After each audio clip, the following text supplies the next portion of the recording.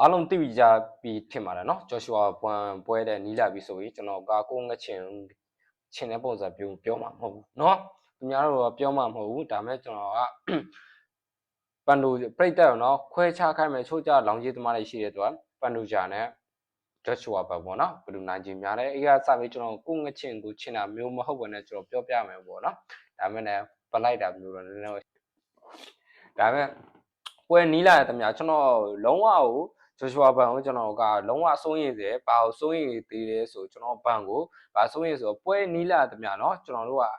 အထင်ကောတွေဖြစ်တာမျိုးတွေရှိတယ်တန်ရန်တန်ချက်တွေဖြစ်တာမျိုးရှိတယ်ဟိုတနေ့ကပဲဂျိုရှွာဘန်ဖြစ်တယ်ဂျိုရှွာဘန်ပြောပြတယ်သူ့မှာလုံးဝအောင်တန်ရန်တန်ချက်လုံးဝအောင်မရှိဘူးဒီပွဲမှာသူချောချောမွေ့ဖြစ်သွားတယ်ပေါ့နော်ကျွန်တော်အဲ့ဒါစိုးရိမ်တယ်ပေါ့နော်အင်စားတော့တစ်ခေါက်ဒါပေမဲ့သွင်းထက်တယ်မျိုးပေါ့နော်ဟိုအစာရင်ဖြစ်သွားတာလို့အမျိုးပေါ့နော်ဒါပေမဲ့တန်ရန်တန်ချက်ဖြစ်သွားမထိုးနိုင်တာမျိုး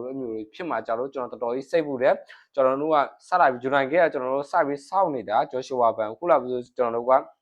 ဒီဇင်ဘာလမှာပွဲဖြစ်တယ်ဒါမဲ့ရင်တထိတ်ထိတ်နဲ့ဖြစ်လာပြီးကျွန်တော်တို့ကမကြခင်ပေါ့နော်ရင်တထိတ်ဖြစ်တယ်ဆိုတာခဲ့ရတယ်ဒါတကယ်ဖတ်နေအစ်စ်မှာပေါ့နော်တကယ်ဖတ်နေအစ်စ်လောဝဒနာရှင်အစ်စ်ကြတော့သူတို့ဖြစ်မှာပဲเนาะအကဲပို့တာတော့မဟုတ်ဘူးကျွန်တော်ဖိုက်တာကိုကျွန်တော်မြှောက်ပြောလေးမရှိဘူးဒါမဲ့ကျွန်တော်ပြောကြတယ်ကိုဖိုက်တာကိုအဲ့လောက်မြှောက်မပြောနဲ့ပေါ့နော်တစ်ဖက်အဲ့လိုပါတယ်ကျွန်တော်ကြော်ကြီးပွဲတော့ကြော်ကြီးနိုင်သွားတော့အမျိုးဖြစ်သွားတယ်ပေါ့နော်ဒါမြှောက်ပြောမှဝမ်းတာပေါ့ကိုမြန်မာတစ်ခေတ်ကိုတမိုင်းတစ်ခေတ်ကိုရောက်စေချင်တဲ့ချန်ပီယံဖြစ်စေချင်တဲ့လူတိုင်းရဲ့ဆန္ဒလို့ကျွန်တော်ထင်ပါတယ်ဂျိုရှူဝါဘန်ကိုတုံးတက်မယ်ဆိုရင်ကျွန်တော်တို့ကွာဂျိုရှူဝါဘန်ပွဲကိုအများကြီးတုံးတက်စရာလည်းမလိုဘူးဂျိုရှူဝါဘန်လက်ရည်လက်ကောင်းတယ်တိပြီးသားဂျိုရှူဝါဘန်က short notice ပဲထိုးရများခဲ့တယ်ဂျာပွဲမှာ short notice တော့မှကျွန်တော်တို့နိုင်ပွဲနဲ့အမှတ်နဲ့အသာစီးယူအောင်ထိုးပြနိုင်ခဲ့တယ်ဆိုတာလူတိုင်းအသိပြီးဖြစ်တဲ့အတွက်နော် short notice ဆိုတာကျွန်တော်တို့ကပွဲဆက်တာပေါ့နော်တလားသွင်းပွဲဆက်တဲ့အဲ့လိုမျိုးတော့ထိုးခဲ့တယ် ranking နံပါတ်ဝင်တဲ့လူတော့သူတို့အပြတ်သိထိုးနိုင်ခဲ့ဆိုရင်ပနိုဂျာကဘာကောင်းမှလည်းလောက်မဟုတ်ဘူးပေါ့နော်ဒါပေမဲ့ပနိုဂျာကိုအပြစ်ရှာမယ်ဆိုတော့ရှာခက်တယ်ပေါ့နော်ဒါပေမဲ့ဂျိုရှူဝါဘန်နဲ့ရှင်းမယ်ဆိုကျွန်တော်တို့နှစ်ယောက်က striving ကတူနေကြတယ်အကောလုံးပေါ့နော်ဒီအကောလုံးကိုတိုက်ဆိုင်မှုနည်းနည်းစစ်နေလို့ကျွန်တော်ကထင်တယ်ပေါ့နော်လူနိုင်ခြင်းများတဲ့ဆိုရင်ကျွန်တော်အထင်ရတော့ကိုငချင်ရှင်ရတော့ပေါ့နော်ကျွန်တော်အရှိတောင်အားရှာမှာပေါ့နာမည်တစ်ခွင်မှာကျွန်တော်တရုတ်နာမည်ပဲတရုတ်လောက်ပဲကျွန်တော်တို့ကဂုံဆောင်လေးရှိတယ်ပေါ့နော်အခုဆိုကျွန်တော်တို့ကဂျိုရှူဝါဘန်နံပါတ်2အနေနဲ့ဂျိုရှူ UFC မှာနံပါတ်အသက်ငယ်ဆုံးနံပါတ်200နဲ့စရင်ဝင်မယ်ဆိုကျွန်တော်တို့တမိုင်းတစ်ခက်မှာမြန်မာပေါ့နော်ကျွန်တော်တို့အများဆုံးမပြောချင်ဘူးเนาะအစင်ရန်တိုင်းကိုဒီထိုင် promotion ဘက်မှာဆိုကျွန်တော်တို့ကတရုတ်တွေပါဆိုကောင်းတော့သူတို့တွေအင်အားရှိပေါ့နော်ကျွန်တော်တို့စင်ရဲတဲ့နိုင်ငံကလာတဲ့ fighter တွေဆိုရင်ကျွန်တော်တို့က product တွေမထုတ်နိုင် promotion တွေမျိုးတော့ဘာမှ supporting မလုပ်ပေးနိုင်တဲ့အနေအထားတစ်ခုမှာ Joshua Van လို့ဒါ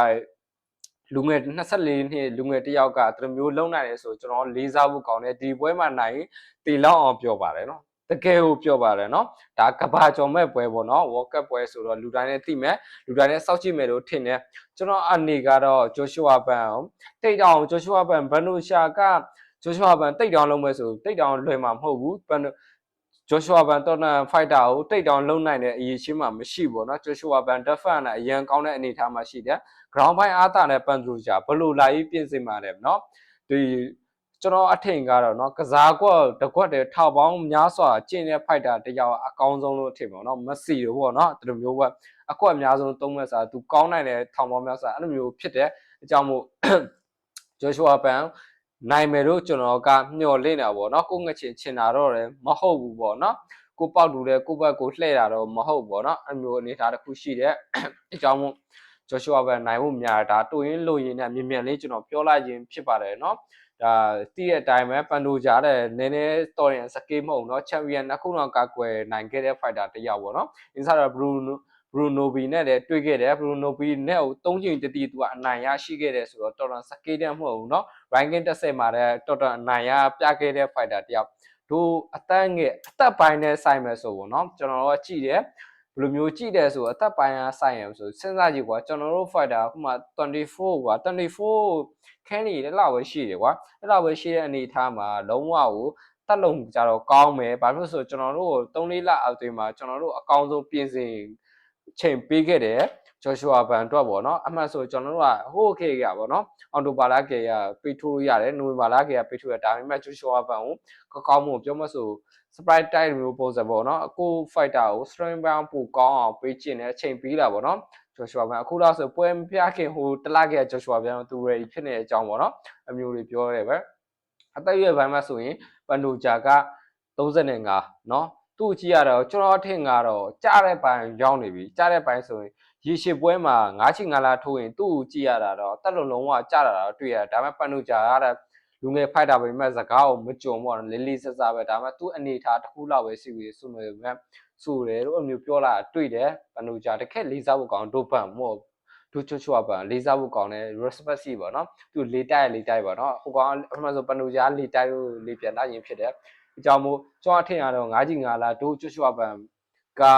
မထိုးဘူးဝေ့မယ်ဒီပွဲမှာတော့ကောင်းမို့ထိုးလိုက်မယ်လို့ကျွန်တော်ထင်တယ်နိုင်ပွဲရမယ်လို့ထင်တယ်ဘာဖြစ်လို့တက်လုံးကောင်းကျင့်နိုင်ခဲ့တဲ့အတွက်ပေါ့နော်အောင်ကျေစုရန်တင်ပါတယ်ဒီပွဲဘယ်လိုနိုင်မယ်ဆိုရင်ကျွန်တော်က Joshua ဘန်ဘတ်ရှိပါတယ်ကိုမြမဘက်ကိုရှိပါတယ်နော်ရှုံးလဲရှိတယ်မရှုံးလဲမရှိမရှုံးလဲရှိတယ်ဟွာအမျိုးတွေရှိတယ်ဘာဖြစ်လို့ဆိုတော့အရှိတောင်အာရှကမ္ဘာနိုင်ငံတစ်ခွင်မှာ The World ခွင်မှာတော့ပန်ဒိုဂျာပဲနိုင်မယ်လို့ပြောကြတယ်ဟိုတော့ဘရူနိုဆေးဘာဒိုပန်တတိပြခဲ့ပါပြီနော်ဒီပွဲမှာတတိထပ်ပြမယ်လို့ထင်ပါတယ်အားလုံးကျေးဇူးတင်ပါ like and share လုပ်ပါကျွန်တော်ဝယ်လို့ channel